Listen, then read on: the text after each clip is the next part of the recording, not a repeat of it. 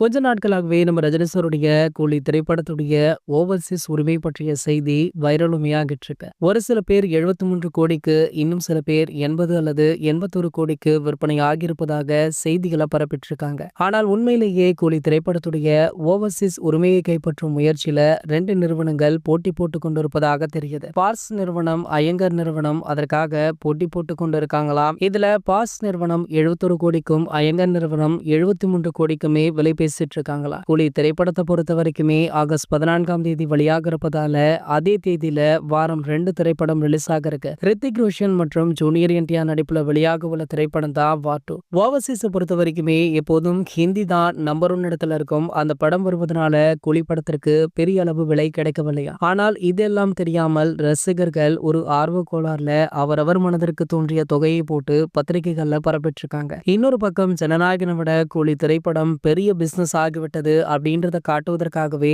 இப்படி ஒரு செய்திகளை பரப்பிட்டு இருக்காங்க. ஆனா உண்மையிலேயே ஜனநாயகன் படம் ஓவர்சீஸ் பிசினஸ்ல மிகப்பெரிய பெஞ்ச்மார்க்கை கிரியேட் பண்ணிருக்கா. அதாவது 80 கோடி ரூபாய்க்கும் இந்த படத்தை பாஸ் பிலிம்ஸ் நிறுவனம் தான் ஓவர்சீஸை கைப்பற்றி இருப்பதாக சொல்லப்படுது. இதுல இன்னொரு விஷயம் என்ன அப்படின்னு பாத்தீங்கன்னா, பாஸ் பிலிம்ஸ் நிறுவனத்திடமிருந்து மலேசிய நிறுவனம் அதனுடைய மலேசிய தியேட்டர்களுடைய உரிமையை 12 கோடி கொடுத்து வாங்கியிருப்பதாக சொல்லப்படுது. சோ ஒரு தமிழ் படத்திற்கு இந்த அளவிற்கு வியாபாரம் ஆவது இதுவே முதல் முறை அப்படின்றதுனால தளபதி விஜய் அவர்கள் தான் தற்போது பெஞ்ச்மார்க்கை கிரியேட் பண்ணியிருக்காரு. இது போன்ற சினிமா செய்திகளை பத்தி நீங்க உடனே தெரிஞ்சுக்க நம்மளுடைய சேனலை மறக்காம சப்ஸ்கிரைப் பண்ணிக்கோங்க.